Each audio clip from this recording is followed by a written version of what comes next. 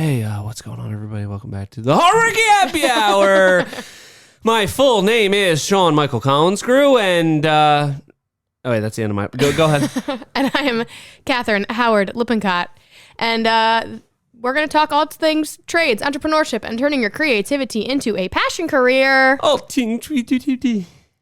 you're all like stumbling over your words. I know. Get it together. This is how many times have we done this? And I can't remember my lines. This is a professional podcast here, Catherine, and it is our 50th episode. What? It's our 50th episode. Is it? It is, and I can't believe we made it this far. 50 episodes, 5-0. Nobody thought we could do it. Nobody.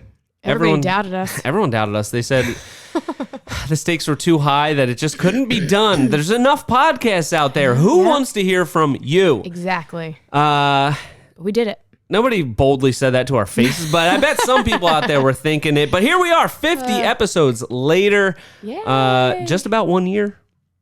Yeah. It'll be 1 year next week. Next Tuesday will be 1 year. Yeah. Officially. And pretty cool. 50 episodes, we've only missed 2 weeks. Yes. That's pretty impressive. I'm endlessly impressed with us. I'm so impressed with us as well. And as promised, our 50th episode, we are doing some questions and answers from our viewing and listening audience, which should be very exciting. And I hope so. As promised, we are going to have some drinks. A couple. All right, what are we drinking? I already finished one. I just finished Oh, you just finished your first one? Okay, there you go. And are we going to kick things off with a little shot? We're going to kick things off with a celebratory shot. And for the millionth time, I am going to wuss out a little bit. I'm going to give you a full shot. I'm going to take tiny baby shot. Oh, come on. Oh, there's not that much left. Oh. But we're taking a shot of this Tennessee Honey Jack Daniels, which we've had before. The other thing we're drinking is High Noons, and I definitely need a High Noon to chase this, which is kind of be gross. No, it's going to be good. I'm going to chase mine with a little black cherry High Noon. We went with High Noons because we figured we were going to have quite a few of them today, and we needed something tried and true that we know we like, and so we went with the High Noons. Yep. And also nice and light on your feet. You know, it's not too heavy.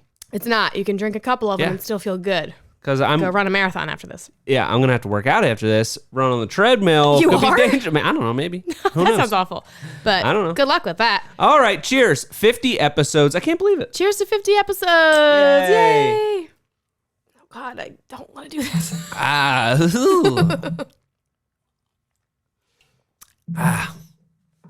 Okay. That'll warm you up a little bit. I am not good at taking shots. Yeah, what do you just like hold it in your mouth? And and make a real hard cringe face, and it just doesn't like go down. Ugh, shots are not for me. Shots are not for Catherine, but anyway, for the podcast. All right, let's start. I guess we're gonna start this. Okay, you want to start a podcast? Yeah, let's start a podcast. All right. Well, first things. All right, you go ahead. No, go ahead. No, you start.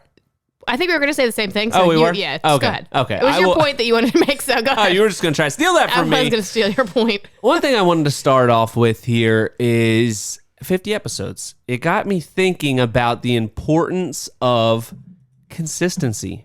And I messed this up before. Sticking things out and seeing things through. You did it right that time. I did it right that time. Okay. I just think that so many people in this world these days, they want the instant results.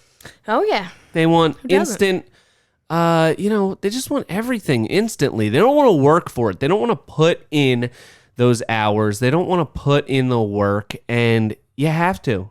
Yeah. You absolutely have to. We're 50 episodes in. That's a lot of work. It was, yeah. That's a lot of work, but are we there yet? Definitely not. Definitely not. Are we going to stop? Definitely not. Definitely not.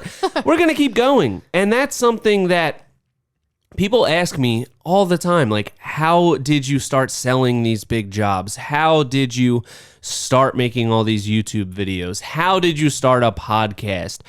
And you just start and you keep doing it.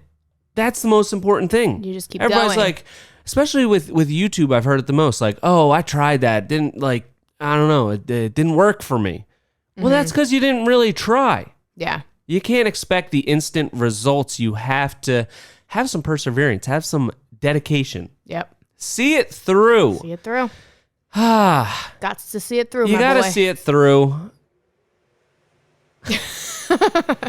That's like an internet. That's a what? That's like one of those trending sounds. Got to see it through, my boy.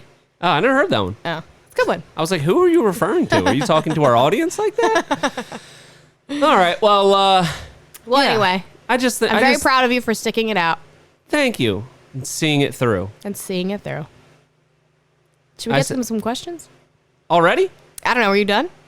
I don't know. I have so much to get off my chest still. Okay, keep going. But Keep going. we're gonna continue to do these episodes, so I can save a lot of that stuff for future episodes. But Yeah, we can't run out of things to I just talk want to about. reiterate that you gotta stick with stuff.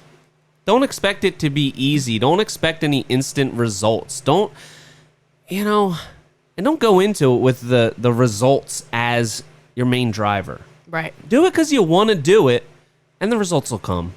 Enjoy the journey. Enjoy the journey, Not because to be you know cliche. what? Destination, you might never get there.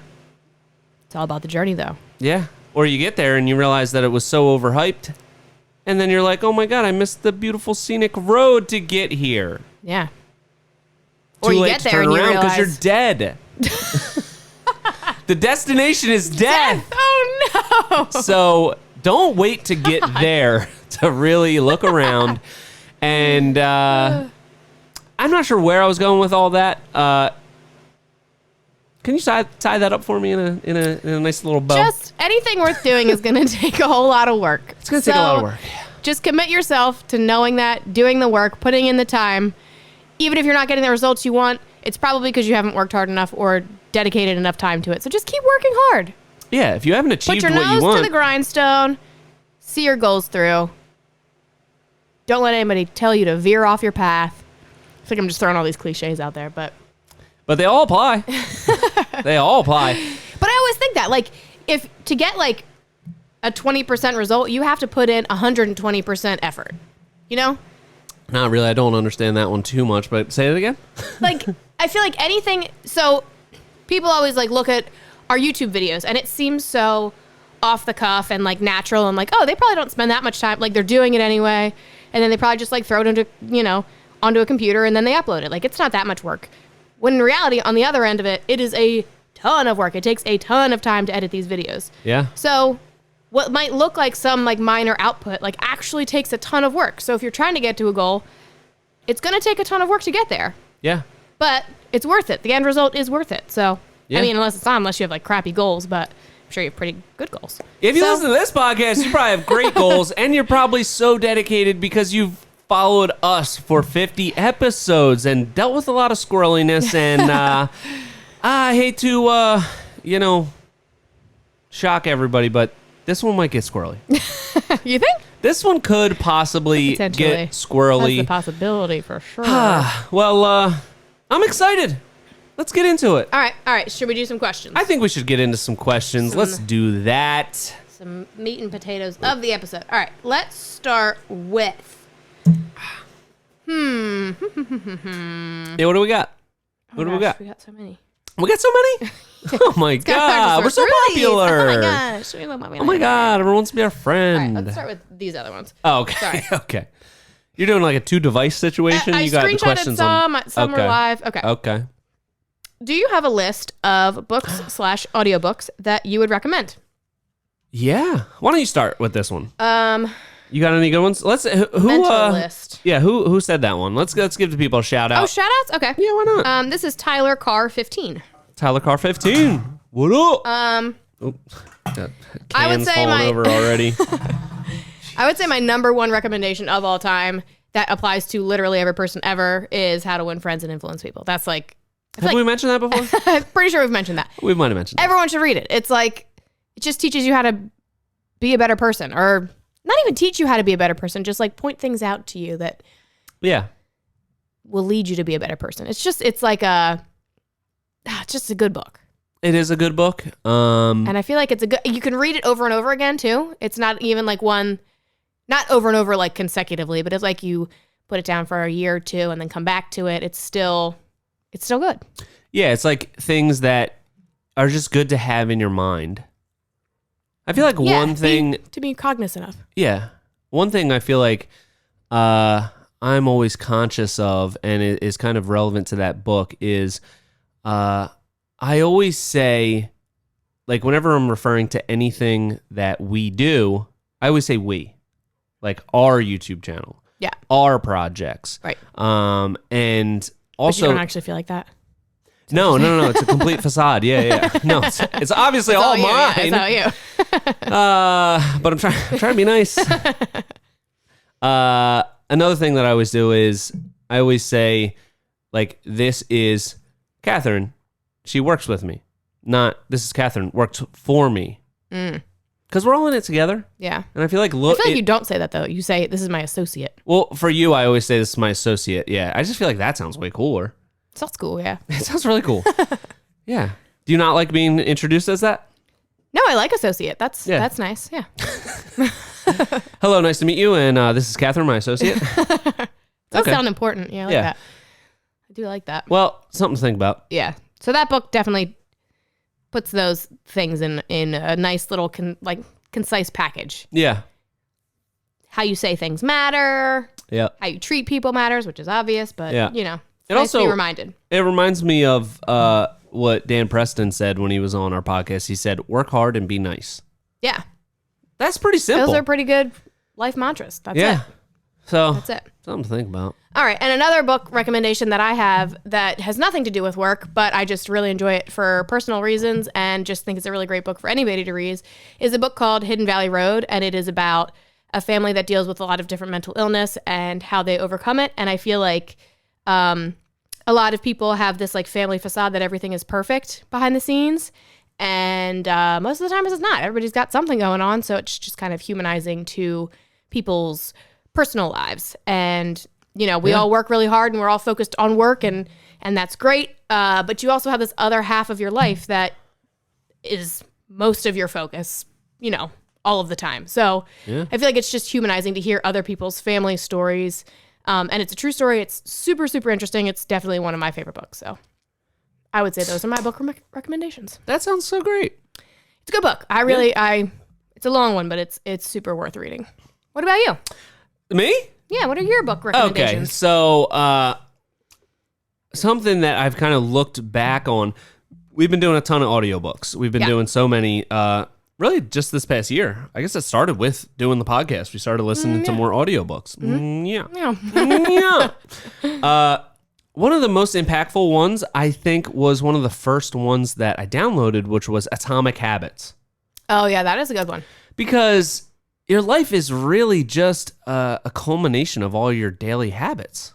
It's true. Your daily habits make up who you are. And I just thought that it portrayed habit cultivation in a really interesting way that I hadn't thought about before. One specifically that has been really helpful to me is instead of looking at, say, working out, that's always been something that's been like on and off in my life for the past, 15 years or something. I would get like really into working out, get in great shape, and then feel like I got to whatever goal I wanted, and then just whatever, eat whatever, stop working out, and then restart that cycle again. That was I did that so many times. But this book, one of the things it said was you don't want to be somebody that is like this certain picture of whatever healthy looks like a six-pack, or be all jacked and ripped. You want to be the type of person that just works out every day, that prioritizes their health. So when I started looking at it like that, it was just like, you know, it made it less about the results and more about just the process of, if I do this every day, I'm going to feel better. I'm going to, you know, maybe get towards what those goals were, but I just want to be the type of person that works out every day because it feels good. I'm going to be healthier. You know, I'm going to think clearer, all that kind of stuff. And there's a lot of little things in the book like that. And I think that was probably the most impactful to like my daily life. Yeah. Was Atomic Habits. Yeah. I feel like those habit books are like super helpful. Yeah. But at the same time, I'm also the 34 years old, and I kind of feel like sometimes I'm stuck in my ways. Yeah. So like there's only so much wiggle room on either side of things. Like I'm not going to just become a whole new person just because I read a book, I feel like. Yeah. But it makes you more cognizant. You are pretty stubborn, yeah.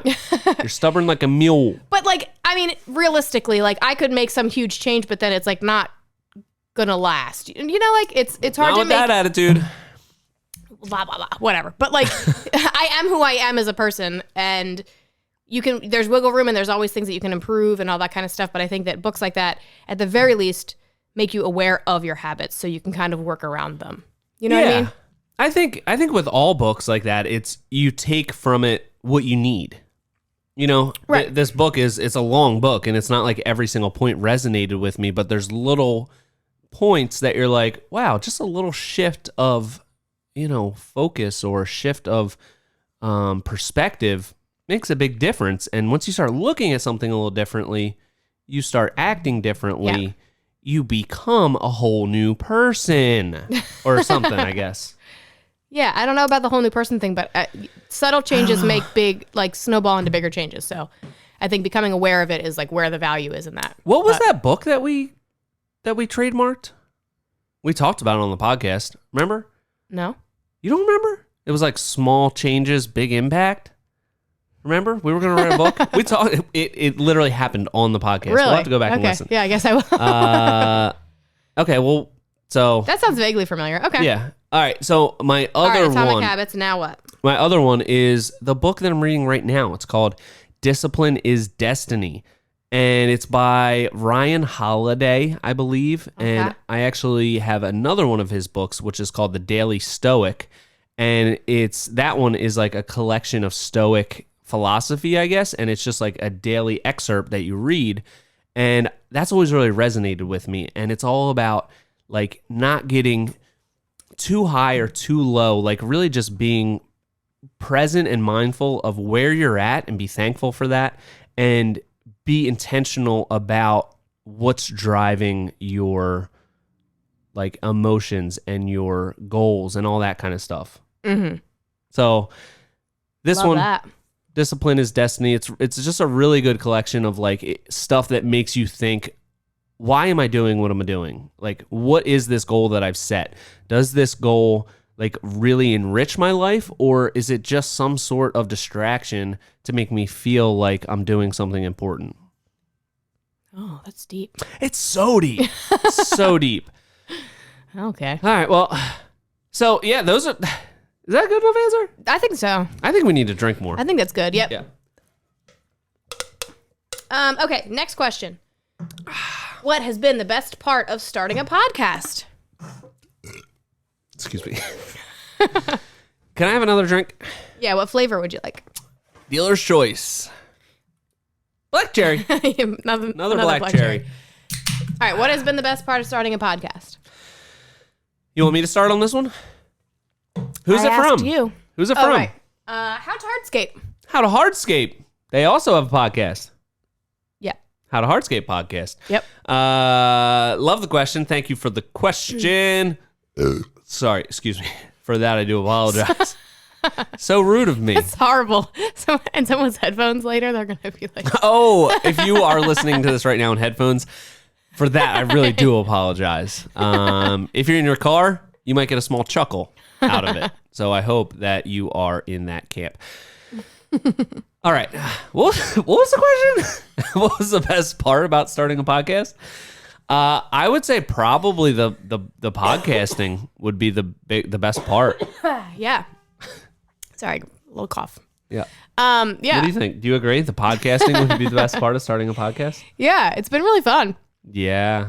It's funny because one of our mutual friends, who?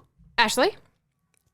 Yeah. Dr. Ashley Frank. Oh, Dr. Ashley. She always, whenever I talk to her, she's always like, because as we've said before, Sean and I have been coworkers for a while, but also we have been, I won't say friends, because last time you corrected me that we were never friends in high school. Well, definitely not in high school. No, not even close.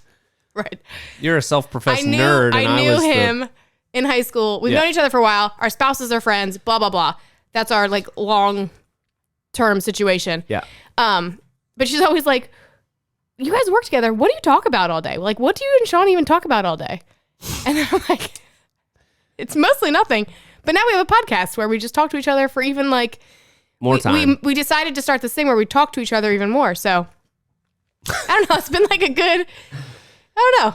It's Why fun is to just Ashley talk so about- concerned about what we fill our days with in conversation? We work, okay? Yeah, we work, all right? We have a real job, Ashley.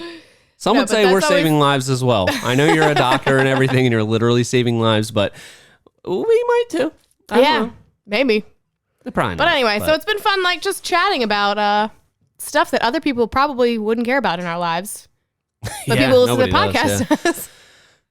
that's true.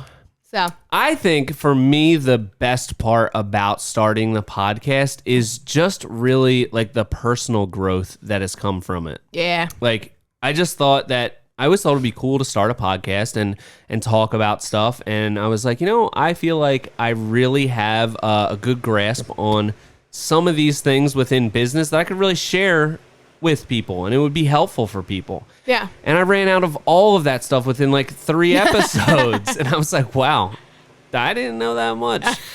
And then I think it kind of like shifted. Like we were really like finding our groove. Like, what do we want to talk about? What's the format? What's all this? And now, as you all know, it's about us kind of evaluating ourselves, personal habits, business things that we want to improve upon, and all of these things. So I feel like it's really shifted my mindset to really look at things with a more fine-tooth comb within our business and within our lives. Yeah.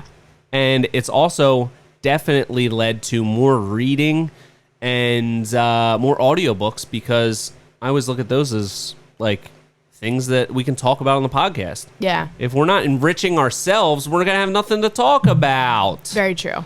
And everyone's going to be like, whoa, why am I going to listen to this? It's definitely kept us creative and like constantly thinking of new things to talk about I or agree. do, or like we'll look for other things to do so then we have something to talk about, or And also, this whole time we've just been like speaking into a void, and like at first we were just speaking into a void. We didn't really know what people thought about it because there's no really real I know we've said this before, but there's no like real direct feedback. Like if like on Instagram or whatever, you get comments, blah, blah, blah. Here, we don't really get that direct kind of feedback. But now in the winter, we've been going to these trade shows and we've been meeting up with people, and it's like so helpful to see like what people find interesting, or people will suggest things that they want to hear. So it's been great to hear what people are interested in, or just getting some sort of feedback, Yeah. It's been helpful. Yeah. So, all right. Is that all you want to talk about? No. okay. I have so much more to say. Okay, sorry. Go ahead. I mean, I'm not totally sure if I have that much more to say, but I do have a few. I think that, it was so cool to hear like all these trade shows that we've been to recently, that we've gotten like some in-person feedback, and a lot of people kind of like just the relaxed kind of vibe we have, the conversational vibe we have. And we're not here every episode to like tell you how you should do something. It's more of like an inward reflection of the things that we need to work on. We're all figuring it out together. And we're just a big community of people that are figuring it out as we go. Yeah. God help me, we're figuring it out. Something to think about. Something to think about. So I'm glad that everyone can ride along this journey with us, because we're never gonna run out of stuff to talk about if we keep this format. Yeah, because we're always just looking to improve. Yeah, looking to improve, figuring things out. Yeah. I feel like these are making me burp a lot, and I apologize. It's okay. For this audio podcast. It's okay. This is what people want. I know, we're drinking heavily, and it's coming back to bite me. Okay, next question. Yeah. What are you using for internet in the van? So for people who don't know, I'm sure we've Most talked people about this probably know, several times, but we work out of a van that we drive from site to site. It's built out to be an office, and it is perfection, and I love it. And what are we using, Sean? We're using the homeowner's internet connection, which is sometimes good, sometimes bad when you're in their driveway. Sometimes Sometimes great. Sometimes really like. Sometimes perfect. Sometimes not good at all. And it's really a mixed bag. We also have cellular devices and an iPad that has cell service reception on it. Yes. So we can use that as a hotspot. That almost never works out good. No, pretty much never. We also have Xfinity Wi-Fi, which some places that we're at, it's really, and I guess that just goes through the air or whatever. Yeah, Xfinity internet is like all through Philadelphia. It's like Comcast. It's very spotty, and like some places have it and some places don't. But like, how does it even work? I don't know. I have no idea. It's like it's in the ether somewhere. Yeah, I don't know. Unsure about that. But if anybody has any good suggestions on mobile internet, please send them to us, because it is something that we are definitely still we've been working into it. I know there's like those little like we have Verizon, so that's what I have. What do you have? You have AT&T. AT&T. How do you like that? Pretty good. It's been great for me. Really? But Verizon, I don't know. Get I feel it like together, it's spotty. Verizon. Yeah, they always put up that map. Like, oh, we have coverage everywhere. Like, I don't feel that way. I feel like I'm in like a very populated area, and it's like, why don't I have service right now? It's ridiculous. Like, where's that "can you hear me now" guy? Yeah. Yeah, because I can't hear you, because I got no service, and I don't know what's going on. So we're a little bit hesitant to do one of those little hotspots, because that runs on cell service. Yeah. You know? So it's like, it's just work. You're creating a hotspot, and we can already do that with our phones or our iPad, and you know what we need to do? invent our own internet. Shoot a satellite Elon into Musk space. Yeah, we probably need to do that. My cousin's an aeronautical engineer. He literally launches satellites. That's what he does. Well, then tell him to help us out. Yeah. What's his deal? Where's he at? He lives like down around Washington, D.C. Okay, well, I think he's got it. he can figure it out for us. Yeah, I think so. We might need to. I think he gets paid pretty good where he's at. I don't think we can poach him. I don't think so. Because he's literally shooting. Like, he's real smart. Yeah. He's real smart. Somebody in the family's got to get, those smart brains. It was that guy. What's that name? Shout him out. Mike Kozik. All right, Mike. Yep. If you want to come over to Premiere, help us out with our internet. Because we need to shoot satellites into space. That is high on your priority list. All right. What was the question? How do we do internet in the van? Oh, yeah. Okay, cool. Okay. We answered it? We answered it. We don't. We're We still don't. searching for it. We don't. And that's McCormick's Lawn Care that asked that question. Next. Yeah. This is a good one. What is it? What is next for Premiere Outdoor? Oh, my Secrets, God. please. Secrets, they want the secrets. please. They want the dirt on Premiere. What's All next? right, let's just, you know what? I was a little bit worried that, because we hyped this up pretty good. We were like, we're going to get all drunk. We're going to tell you secrets. I don't know if this is really a great secret, but one of the things that... You okay? Sorry. Still burping? It's the burping. I'm sorry.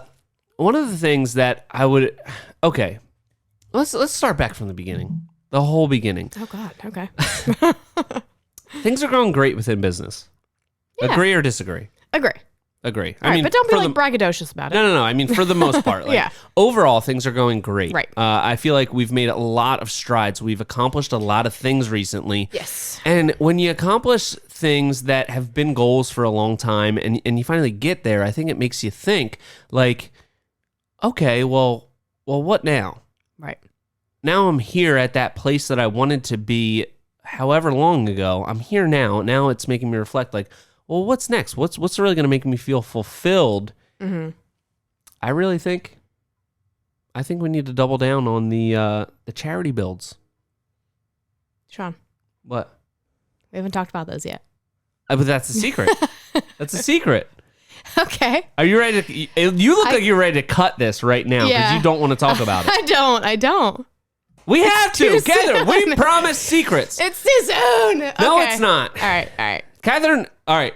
If this makes it out, if my message makes it out, my name is Sean Collinsgrew. If she doesn't cut this out of the episode, We're gonna reveal this secret. Okay. this isn't that big of a secret. It's a big secret. It's not really. All right, so we It's a did. big secret, but We go did ahead. a project for my mom. Some of you might have seen that, and we were able to do her whole little back patio and then do a reveal for her at the end when she came back from vacation. And she was like so surprised, and it was for my mom. So it was like so fulfilling. It was so cool to be able to do that. And I just think that that would be really cool to do, kind of integrate it as part of our business. Like every 4 jobs or so, we do one for free for somebody that's in need, somebody that's like done something special, somebody that, you know, serves other people, either like, I don't know, like a social worker or a nurse or a teacher or a not veteran. I was going to say doctor, but doctor, you can pay up. You can pay for it. All right. This is more like a veteran, yeah. situation, Something like that. yeah. Somebody that like is deserving of a relaxing space at their house. We want to do that. I just think that would be so cool to be able to do.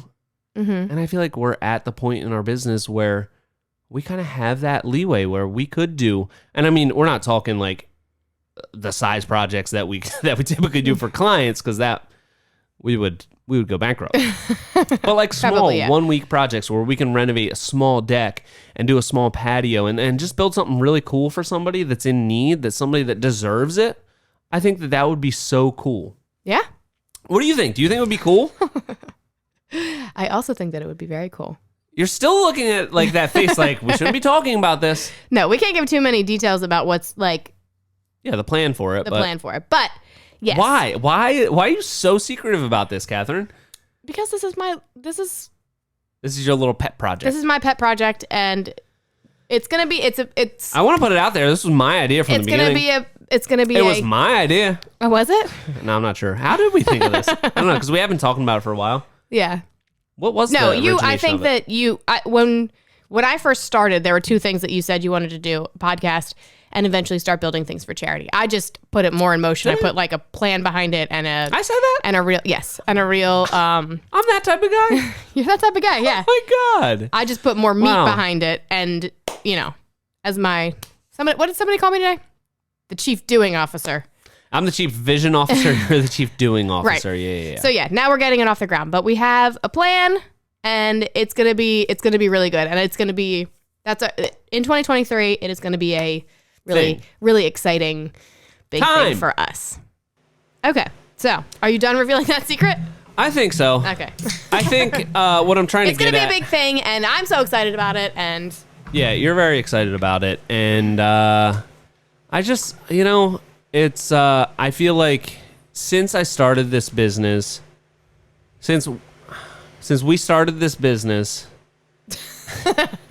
now it's like, because this is like chronologically, like I want to say that we were all together in building this business, but I started this business with a lot of goals and stuff, and I feel like we've kind of checked a lot of goals off, and it like, and then recently it's made me think like, where do we want to take it from here? And I want some element of it to be, I don't want it all to be like, oh, let's just make as much money as we possibly can and squeeze everything out of this business. I want at least, a part of it to be something a little more wholesome. some feel good stuff. Some feel good stuff. Love that. Yeah. Do love that.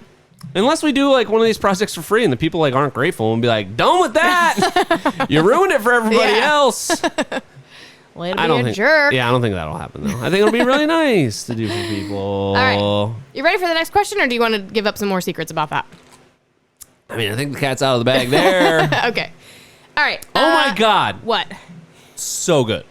This is so good. Oh, the pear high noon? Pear? Have you tried it? I haven't, no. Crack one open. What do you got now? I'm on my second grapefruit. Drink that. Come on. Slam it down. I should have went pear.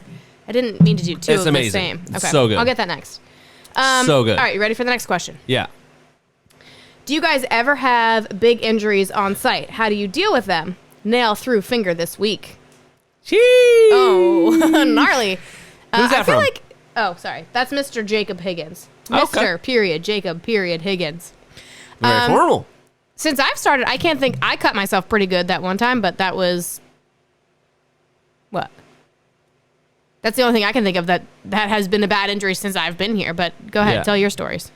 Catherine, on a construction site, that's not a serious injury. I know. I was trying to say that was like you were digging in the dirt and you cut yourself on glass that was there. I wasn't trying to say that it was I was bleeding everywhere. It was a lot You're of blood. going to lose street cred if you say that was a bad injury. It was not a bad injury. I was trying to say, since I've been here, there aren't any bad injuries. That's literally the only bloodshed that I can think of since I've been here. No, Ant's always bleeding. He's just so good at hiding it. He never wants to see. What do you mean he's good at hiding it? The last I remember, he had blood all over someone's siding. Oh yeah, Remember I that? forgot about that. He's always bleeding all over Okay. everything. All right, you're right. And he's always just like, yeah, I'm bleeding. He's like, it's not a big deal. I'm fine. Yeah. I'm Yeah. fine. All right. He cut himself with like a razor blade, or I feel like the one time he cut himself on some aluminum coil, some flashing Ooh, or something like yeah. that, because those edges are a little sharp. Yeah, they are sharp. Okay. They'll cut you good. They All right. will. A couple other fun things that have happened. Jose shot himself in the hand one time. I can't remember when exactly that was, but I remember I took him to urgent care, and it really wasn't that big of a deal. But I can't remember if we left the nail in his hand while we went to the urgent care, and I drove him there, and but basically they just, I think it was, because I think they pulled it out, and surprisingly, when you get a puncture wound like that, Yeah, they don't do anything. they don't bleed or anything. Yeah. It's really weird. And they don't get like stitches or anything because it's just like a. It's just like a hole. Yeah. Yeah, and And it like was- I think they have to leave it open or something because it's so deep. It needs to like heal from the inside out or something. I always heard that air is good for those kind of stuff. That's like a famous mom thing to say. Is it like a rub some dirt in it kind of situation? I feel like that would be a dad thing to say. Mom thing is like, yeah, no, the air's good for it. Yeah. Okay. Leave it uncovered at night. The air will heal. You know, I don't know. I feel like that's something my mom would have said. All right. Well, what's your worst injury? Well, I'm not done yet. Oh, okay, First of sorry. all, excuse you. Sorry. Excuse you. So sorry for interrupting. First of all, excuse you. Second one was, and this one was really funny. This one I do remember very vividly, and it also involves Jose and the nail gun. He was nailing some blocking into the deck. Ant is like at least 30 or 40 feet away. Oh, no. And he was kind of like trying to nail in on an angle, and basically like the gun slipped a little bit, so the nail kind of hit the framing, didn't penetrate the framing, it shot out, and Ant was just like walking by in front of the deck, and it shot into his leg. But it was it was far enough away where it wasn't like a serious puncture wound. He thought like he got stung by a bee or something. He's like, wow, what was that? And he looks down, there's a nail in his leg. The nail like stuck Oh, in his leg. It was so funny. Gnarly. That was kind of it though, and that one wasn't like very serious. He just pulled it. That was not deep at all. Yeah. That was kind of it, I guess. Yeah. Oh, you know what? Now I'm remembering what happened the first time with the nail. It went through his skin. It didn't go through his hand. It went through like the skin. So imagine it like pinched it. Yeah. So it really wasn't that big of a deal. But it could be. You know? You always got to be careful. Yeah. I feel like the worst job site injury I know is like my husband. Oh His my incident. God! Yeah. Should I talk about that? Yeah. Do you want me to tell it? Sure. No, you Do you can't. know it? Were you guys together then? No, that was, we weren't yeah, together. okay. It was before we were together. Yeah. But anyway, he has a huge scar on his arm from it. So he was working and he was doing commercial remodeling. I guess that's what you would call it, right? He was working inside of a Chipotle, doing some sort of renovation. And it was in the middle of the night. He was there by himself. He was working on some sort of metal table or something, with a grinder. Grinder caught, kicked back, and it sliced his arm. Really, really terribly bad. Like really, really Horrible. bad. Horrible bad. And he was the only one there. He was all by himself, and it was the middle of the night, so it wasn't even like people around, you know? Yeah. And so anyway, he was like holding his as tight as he could, and he got out, and he saw before that there was like a security guard doing laps, so he was just standing there waiting for the security guard to come back around. Eventually, the security guard came, was like, "Oh my God, you're like bleeding everywhere." Eventually, Is that what he said? He was like, "Oh my God, you're bleeding everywhere." I feel like he was probably pretty shocked. I don't know exactly what he said, but anyway, so then he had to go, rushed to the hospital. He needed like emergency surgery. He didn't know if he would have like movement in his hand because it was like the, I don't know, what would you call this part of your arm? Your forearm. Well, like the underside of your forearm, like where all your nerves and your tendons are. That's what he sliced through that. Yeah. So they didn't know if he was going to have like mobility in his hand, but he did, luckily. But the grossest part of the story, I feel like, he sliced that part of your arm. So it was bleeding absolutely everywhere. He said it looked like a crime scene. It was horrible. They opened the Chipotle the next day. They opened the next day. Of course they did. That's so gross. And he worked for like a company that did this. So it's the middle of the night. Pat's up there by himself. They had to send other people from his company who were like Did sleeping. you do the work? And it was like, this was like 2 hours away from our, like where we live. Wasn't it up by New York or something? Yeah, it was up in New York. Yeah. It was in New York? It might have been like the suburbs around New York, but it was like in the greater New York area. In New Jersey or in New York? I don't know. The surgeon, I realize this is not important to the story at all, but I'm just for personal curiosity. I'm not sure which state it happened in, but he did go to a like hand surgeon in New York City. Oh, wow. And then like for his subsequent appointments, he had to go back to New York City. Oh, geez. But they had to send people from the Philadelphia area from the company to go clean up Pat's blood in this Chipotle. And then they just opened the next day like nothing happened. Yeah. Oh. Like I feel like a biohazard team or something should have been sent out. Like, and it wasn't. It was just like some sleepy carpenters who had to go clean up all his blood. Yikes. So that I feel like that's the gnarliest story that I know.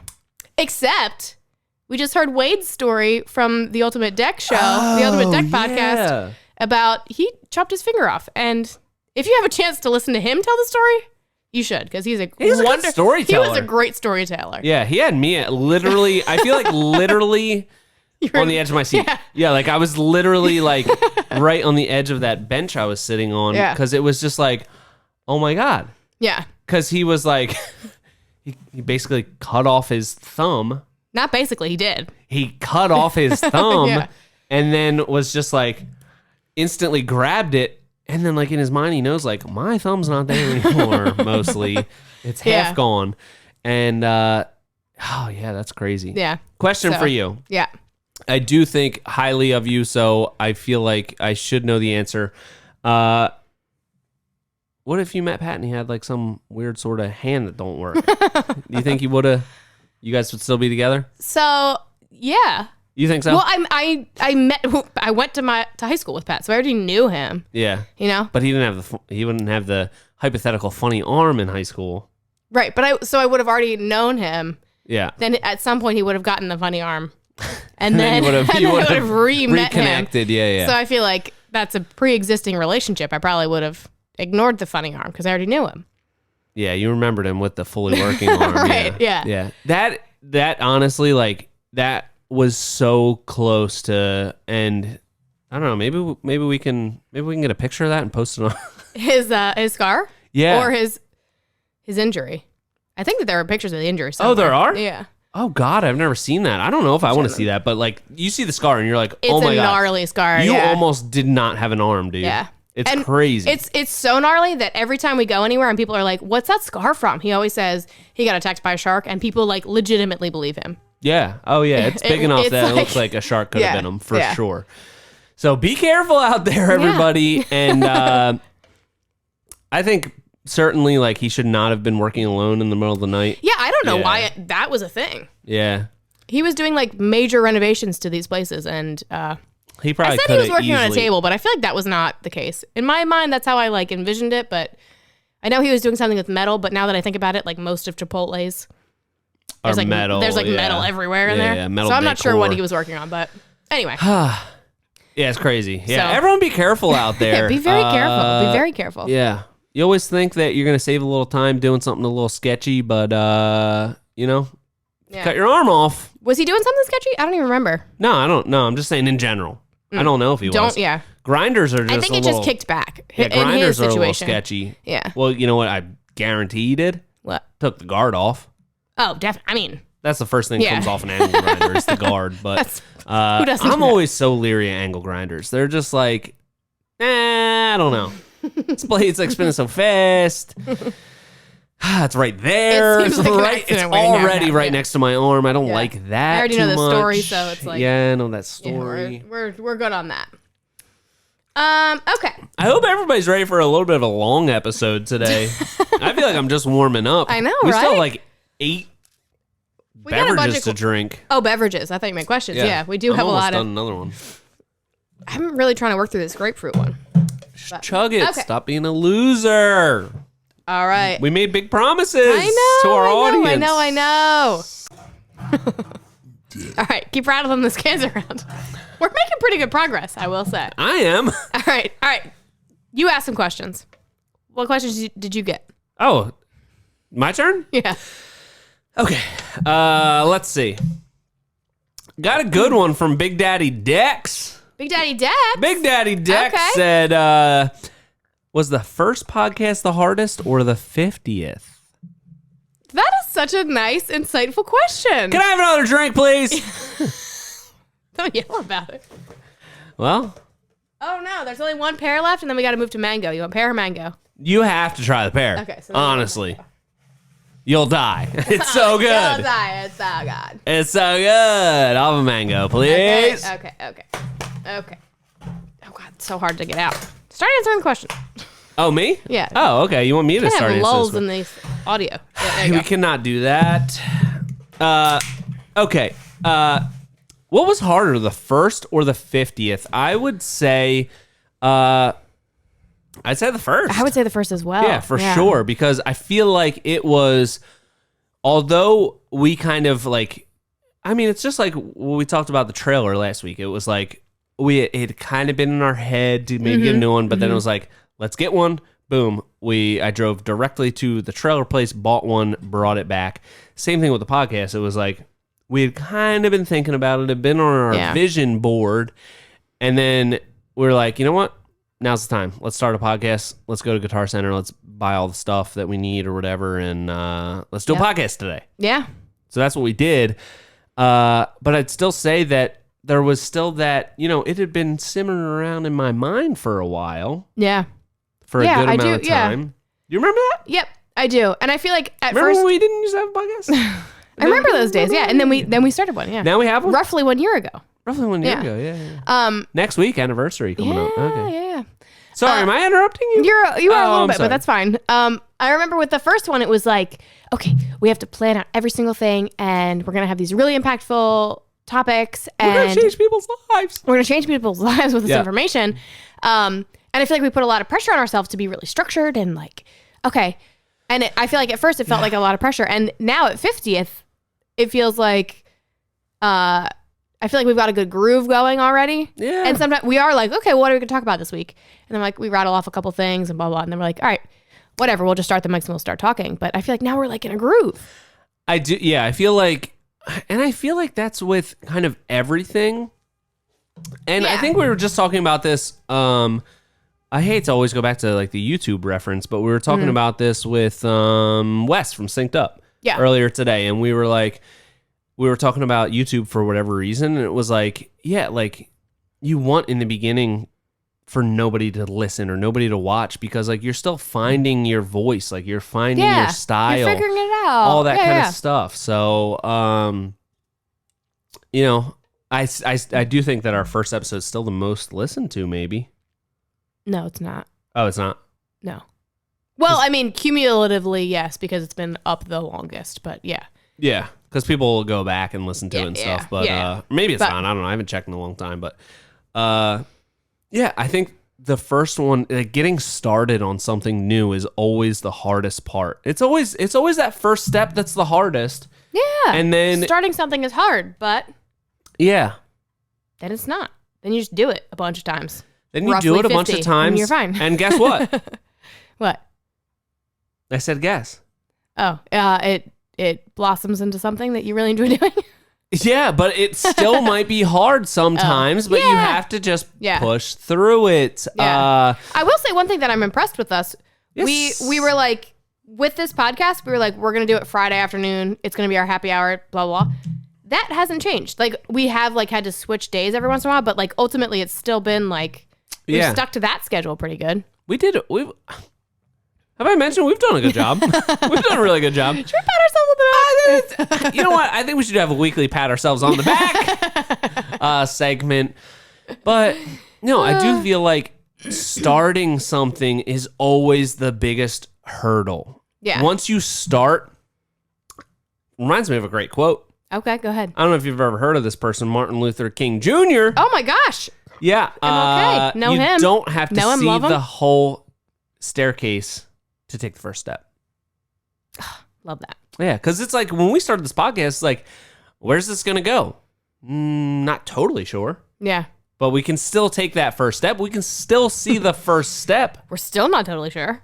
We have no clue. If anything, we're less sure now than we were in the beginning. Yeah. But we're still here. We're still talking. And, We're still having a good time. I'm having a great time. We hope everybody else is having a good This time, is too. probably the most fun episode that I have had so far. What was the question again? I don't remember. What's the next question? Oh, next question. It was, what was hardest, the first Yeah. or the 50th? Yeah. Thank you, Nick, for sending that in. Yes. Good question. What's next? Let me see. Where did they go? I Technical lost it. difficulties. Okay. All right, this is a good one. What are the biggest challenges to building team morale? Ooh, good question. Great question. I think so. Constant vibe checks. When people are like, no, I'm fine, you just keep asking them what's wrong. Yeah. I think that's how you do it, right? That's my tactic. Yes. We have developed somewhat of a toxic environment within the van where if anything is even just the tiniest, littlest bit askew in mood, we'll just pry it out of each other and figure out what's going on. Why aren't you... we need to work on that. That's probably toxic. Yeah, probably. Toxic positivity at its finest there.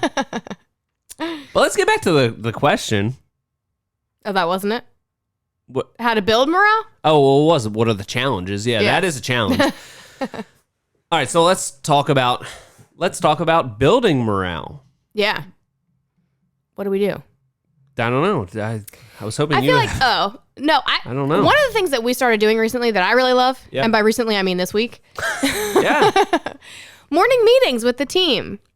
Yep. And Anthony makes fun of it, but secretly I think he really enjoys it. 'Cause No, he gets no. to lead these meetings, and we're still working on the format because Sean He and I, doesn't make fun of it all. I think, honestly, he loves it. no, he does make fun of it because we're always like, you got to start it and you got to stop it. And he's always just kind of like, he like transitions from conversation like into the meeting, and then we're like, oh God, it started. Yeah. We want a formal beginning and then like a chant at the end or something, some sort of Yeah. go team. He's not into that, but Yeah, that part We're he'll make fun of. But I think he loves the fact that it's like a structured thing. Like the meeting starts at 8, and if you're not there at 7:55, you're late. Because the meeting's starting at 8. oh, 7:55? I could be there at 7:55. You've been doing good. Yeah. Maybe for 8, but okay. I'll aim for 7:55. Because if you're not early, you're late. The meeting starts at 8, yeah. Meeting starts at 8 sharp. Yeah. So if you're not there, you might as well just go home for the day because you don't know what the heck's going on. Yeah, you don't know the plan. No, I think Ant loves the structure of that. I think just our personalities. We would love a little We bit. want a little pizzazz with these Yeah, a little meetings. bit more. What do you call that? A little bit more of a dog and pony show. Like a razzle dazzle. a little bit more razzle dazzle would be nice. But I think okay, my answer to this question, the biggest things for team morale are, I think everybody needs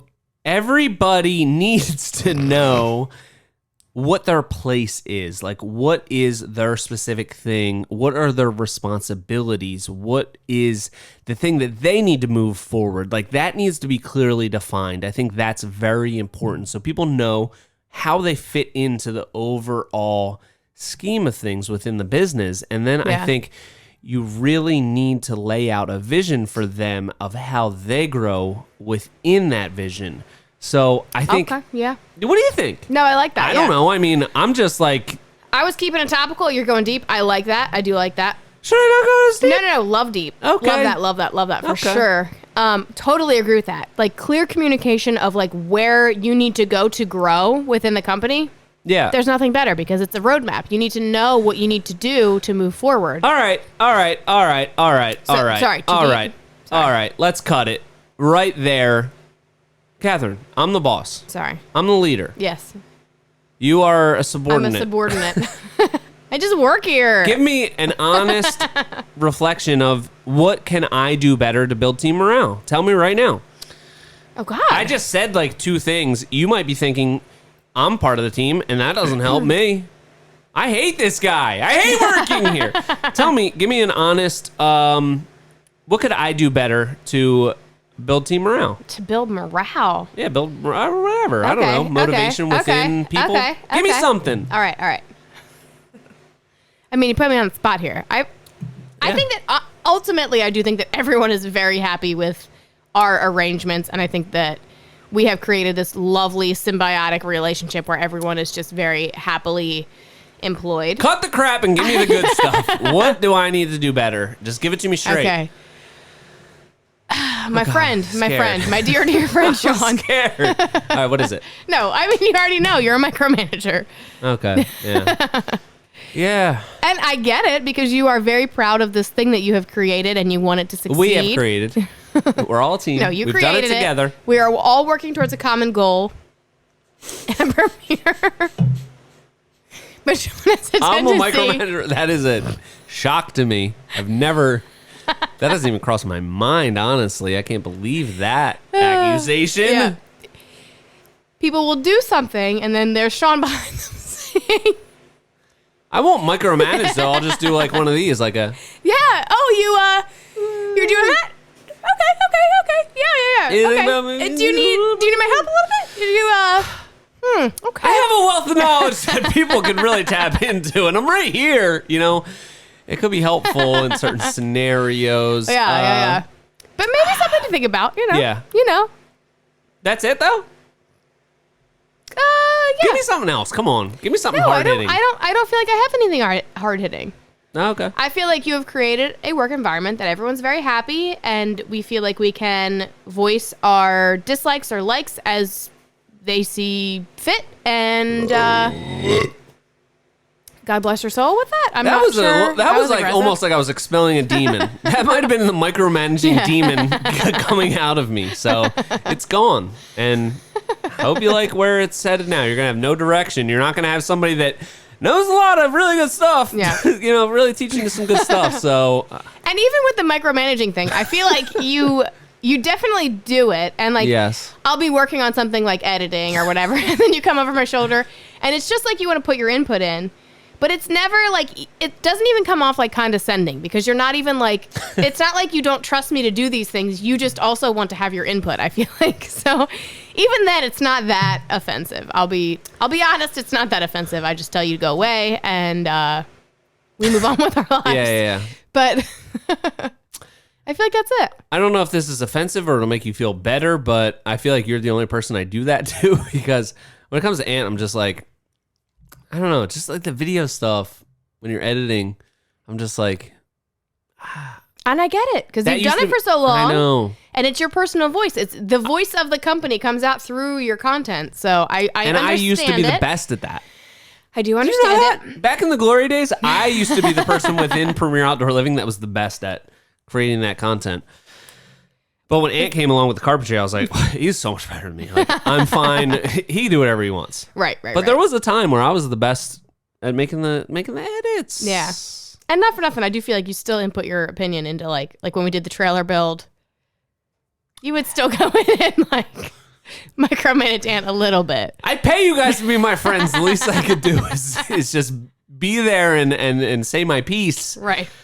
Sometimes it does feel like I pay everybody to just be my friends and hang out with me. But shouldn't it always be like that? Yeah. Shouldn't it always have a little bit of that within it? I don't know. All right. Was that enough? I think that was good on the morale, yeah. But morale's good though overall. Morale's high. I would say morale is high. Morale's pretty high. Morale's high. All right. What's next? How long have we been going? About an hour. All right. We'll do one more question and then we'll get into something else that is still a secret. Okay. What is the number one thing that keeps you motivated? Motivated. such a good question. I mean, for me, it's definitely vengeance. Yeah, that's been kind of clearly established. What is it really, though, Catherine? Let's get vengeance. deep here. Yeah. I don't know. I want to be proud of myself, and I thrive on self-satisfaction. I want to do things that I'm proud of. I want to have an output that I'm proud of. I want to look back on like the past couple of years and like know that I've been like leveling up each year. Mm-hmm. And I don't know. I feel like people are like okay with like lulls in their life. Like you're like, okay, I had a couple good years. Then it wasn't so good. Then it got better, but then it wasn't good again. And I don't want that. I want steady growth. I want steady growth. I thrive on steady growth. And I know that there will be like some dips and some lulls and whatever, but that's part of growth, though. But that's part of growth. Yeah. So I feel like, I mean, maybe that's like, I feel like most people will be like, oh, like it's my family. My driving force is my family, or something like that. But you're on the air, on the record saying you actually don't care about your family at all. It's only about making myself proud. It's all about me. No, I feel like they're proud of me, whatever. Like, they're proud of me no matter what. So, I got to make myself proud. I'm out here to make myself proud. And, yeah. Because ultimately, I'm, like, no matter what my husband does, I'm proud of him. Or, like, my family, I love them. I'm not going to care what they do. So, I feel like it's all, Yeah. It's better to be proud of yourself. You have to work hard to be proud of yourself. You're the only person that... Yeah. Like, your pride in yourself is going to sway your actions. My pride in my husband isn't going to sway his actions. I only have control over myself, so I might as well be proud of what I'm doing, work harder so I'm constantly moving forward. Yeah. And go from there. Does that make sense? Probably sounds selfish, but whatever. No, it makes sense to me. And me and Sarah were talking about this recently. For some reason, I forget how it came up, and then...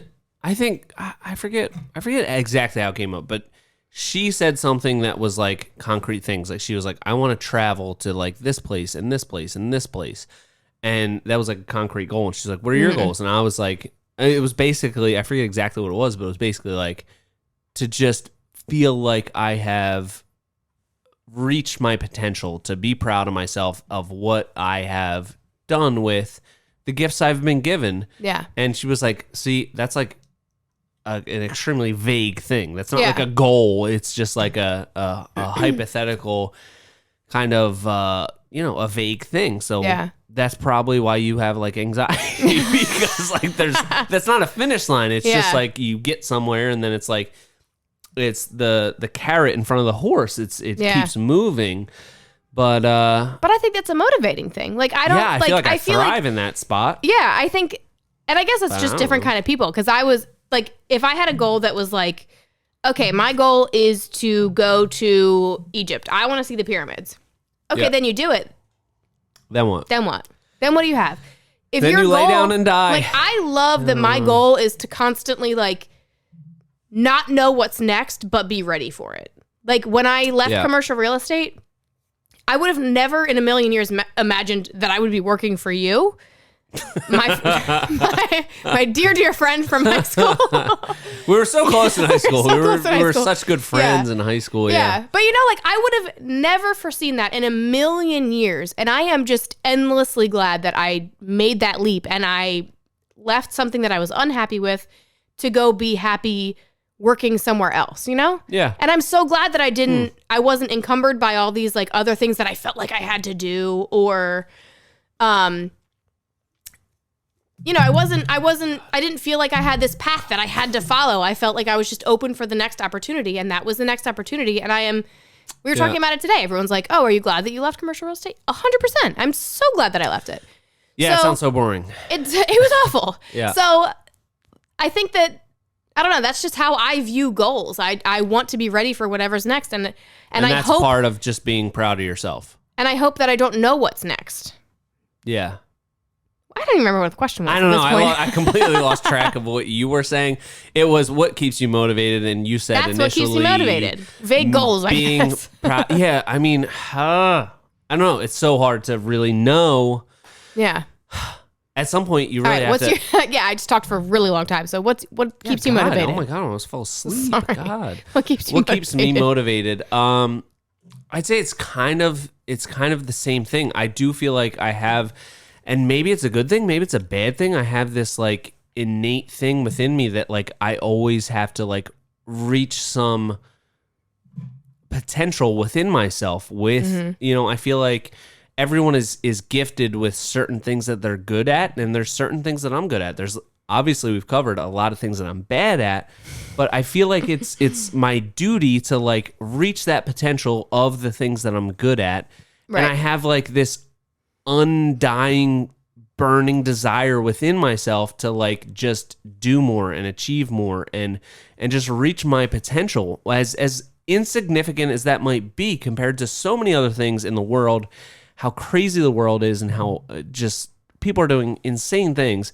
I want to do the best that I can do with what I have, and I feel like that's what drives me. But then I also have doubts in the back of my head, like, when does that end? When do I really feel full satisfaction at where I'm at? Right. Do you ever get there? Are you supposed to get there? I don't know. Give me another one of these freaking things, and we'll figure. We're getting close. I to don't know. figuring I feel that like out. it defines how you. It depends on how you define satisfaction. Yeah. Because if your satisfaction is climbing Mount Everest and you do that thing and then you feel this immense sense of satisfaction, then okay, that is wonderful for you. Yeah. I feel like if my goal was to climb Mount Everest, I then climbed it, my immediate thought would be Death. what's next? Yeah. No, I wouldn't rest on my laurels. I would be like, Yeah. okay, cool. Now what's next? I Yeah. wouldn't feel that. Like Yeah. there is a little, like we talked about earlier, there's a little bit of like satisfaction with getting to that goal, but Yeah. I'm a kind of person, I know you are too, that's like, okay, well, now what? Now what do we do? Yeah.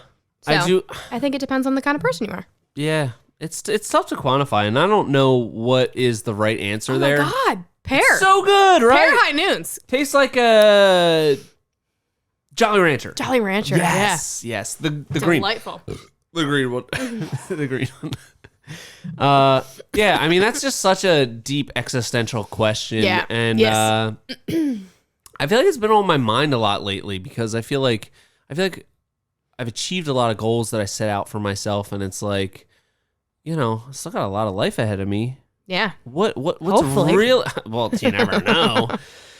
I lead a pretty rock and roll lifestyle, so who knows? But what it's gonna lead you to feel that sense of fulfillment. And for me, it's always been like the goalpost has always been moving, Right. and I've always looked at that as a good thing. I guess I don't know.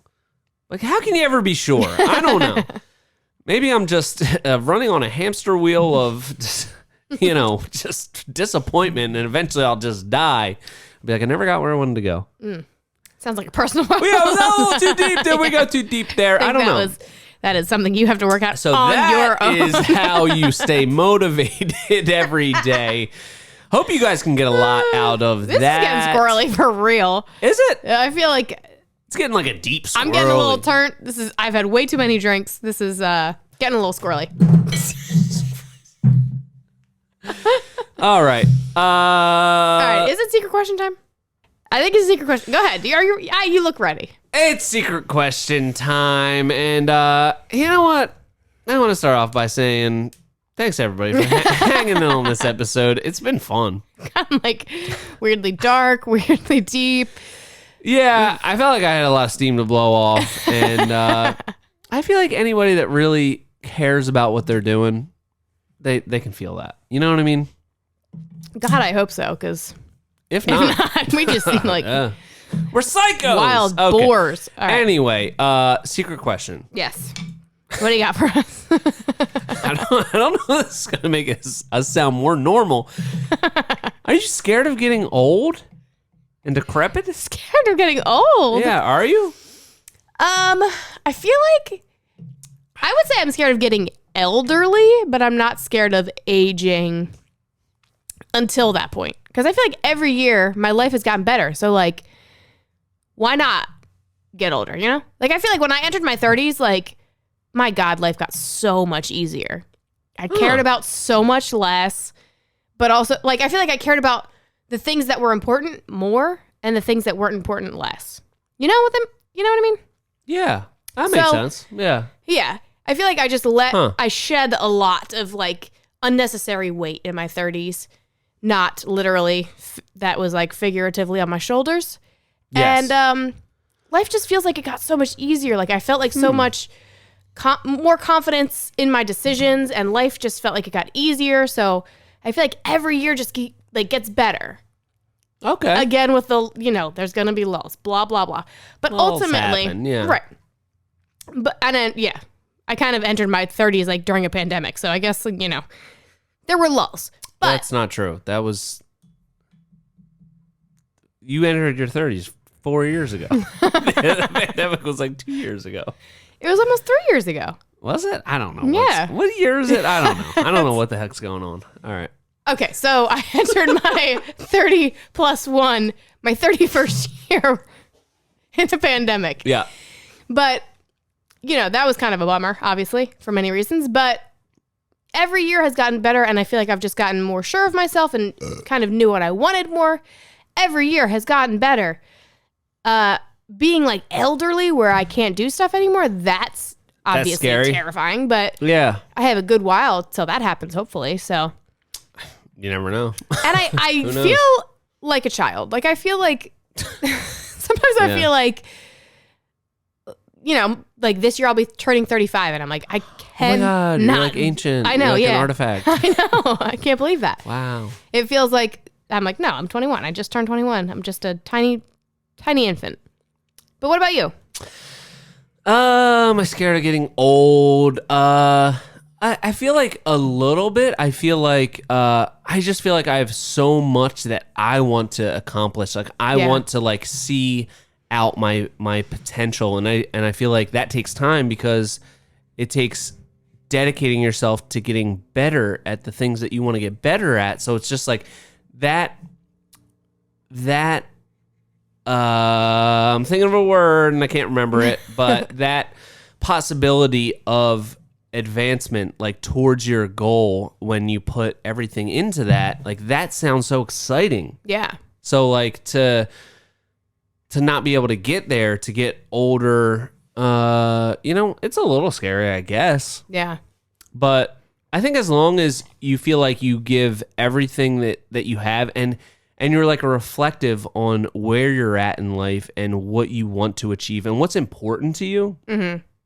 I'd say actually what's important to you more than what you want to achieve, because you can get like blinded by this ambition of achievement and not realize that like that goal that you set for yourself that you thought was important, you didn't really think about enough, and it's not as important as you thought. So I think being reflective on that kind of stuff is good. Yeah. So I'm not sure if I totally answered that question. No, you kind of roundabout answered it though. A roundabout, yeah. I think everyone a little bit. Like I think everyone that's driven to achieve things is like a little bit like, they never feel like they're gonna get there to a point that they're like fully satisfied and fully okay with what they've achieved. Mm-hmm. I think that's kind of par for the course with people that have that type of mentality. And I don't know. I think it's kind of like a bit of a balance. Like you don't want to just be like, okay, everything I've achieved everything I've ever wanted, and I'm ready to just get old and decrepit. Yeah. I don't know. I have kind of a random question. This is like a side question. Okay. So I know, obviously, in your like work, career, history, life, yes, you like hustled real hard when you were young and you didn't have kids. Now you have a kid, and Max will be 2 in February, so he's still like really young, needs a ton of attention, needs a ton of care, and do you think that once like your kids are out of that like super needy phase where they're like more self-sufficient, do you think that will kind of reinvigorate your hustle, or do you think that what are you saying? I'm slacking? No. Not that you're not hustling, but I know that takes up a lot of your focus. So do you think that will like kind of reinvigorate that? Do you know what I mean? I don't mean it at all that you are not hustling now, because you. It's a little offensive. You absolutely are, but like it's a little offensive. You only have so much focus, and I know that takes up a lot of your focus. So do you think that it doesn't take up your focus, and you're still hustling at the same rate? No, I think it does a little bit, but I think it makes me reflect on what's important for me to like be an example for him. And I think I always come back to, it's something I think about a lot. The thing that I always come back to is I want him to see me pursuing the things that I think are important and the things that I think are valuable to me and my whole family. So like I want him to see that example of you work hard to achieve this thing that you want. I want to be that example for him. And like I have a lot of people say like, oh, when's Max going to start working in the business? Like obviously as a joke, because he's like 20 months old, but I don't have any expectation that he's going to work in the business. Like I want to encourage him always to just do whatever makes you happy, whether that's going to make you money or it's not. Like just do whatever makes you happy. And a lot of times that's going to lead to more success than otherwise, because you're just pursuing the thing that you want and you'll put your whole self into it. So I think that's always going to be like the leading thing. Like I think it's all about your actions. I think it's more about the example that you set for them than like anything that you try to teach them or say to them or like rules that you have them follow. I think it's more than anything about the example that you set, and that's the most important thing to me, that I want to teach him that he can do anything he sets his mind to as long as he's willing to work for it, and I want to be that example for him. Yeah. I don't know. So Catherine doesn't think that I work hard right now because I'm distracted, but no, I just meant it like there's different seasons in your life, and right now you're in the season of life where you have almost 2-year-old. So obviously your life is very distracted because he, as he should, takes up a lot of your time. So I was just curious if you thought when he gets more self-sufficient, if like your focus will shift a little bit. Like, okay, he's good. He's on his own now. Like. If that is something that you've thought about, or he's if like it's not. 3, he can live on his own now. He's good. He's like, he should start his own family now. Yeah. Go get your own house, Max. No, but that's an interesting point, because I feel like when you're like ultimately, not to get so meta, but like ultimately your life gets like dwindled down to a sentence when you're at the end of your life. Like if someone's like, oh, like what did your dad do? Like Max is going to be like, oh yeah, he had a deck building business. Like he was a deck builder. No. Like you want him to say something cool. Like, oh my gosh, my dad he had this awesome business, Yeah, I guess. Yeah. Wow. Oh my God. It's so deep and dark. Sorry. No, but I feel like it's always going to be like, do you look to your parents now for any type of like inspiration or like guidance? Like in my 30s? Like right now. I mean, not right this moment. Like in life, at this point, at this stage in your life, do you look at your parents as an example in any way? Yeah. Yeah. So I do. Yeah. So I feel like it's always gonna be that way, and I feel like that's the most important thing. It's you can say all these things to your child, and you can like try to teach them certain things, but ultimately, I feel like it's the example that you set for them. Mm-hmm. And I feel like that's the most important thing. You need to work hard to achieve the things that you want. Yeah. All right. Did that sound less profound than I had that like drunk burp afterwards? I'm not sure. I'm not sure. We're basically done. Do you have any question? Yes. Okay. All right. If you could go in your business, you have this wealth of knowledge now. Yes. Think about like back when you were like just starting out. Like what's one thing that you would change? Okay. Something came up immediately for me that I thought of. But also I have some reservations that I would keep it the same, and it is equipment. So as soon as you said that, I was like, okay, when I first started the business, I was like, okay, I cannot afford to even rent equipment. And we did this gigantic job where we had like 30 pallets of stacked stone walls. Each pallet's 2,500 pounds a piece. We had 60 tons of base material that was delivered into the driveway. And we did all of it with wheelbarrows. It was me and Jose only. We dug all of it out by ourselves. Yeah. It was insane. It was ridiculous. And I was like telling myself at the time, I can't afford to rent machinery to do this. Right. And that was insane because like it took us an entire week to dig out 1,000 square foot patio. And it took another week to get the base installed for 1,000 square foot patio. Yeah. And we're doing it all with wheelbarrows and shovels. And, you know, it was just absolutely ridiculous. Yeah. And at that point, like, we didn't have that much work. It was like an opportunity to do this really cool design for a project, but we weren't getting paid what we should have. And it was really more of like a portfolio builder. So I was like, we can't afford to rent machinery. And part of me wishes that like we would have gone back and just like, okay, obviously, instead of taking a week to do this base, we could probably do it in a day if we had a machine. But it also made me appreciate all of those things that we could afford later that much more. So Yeah.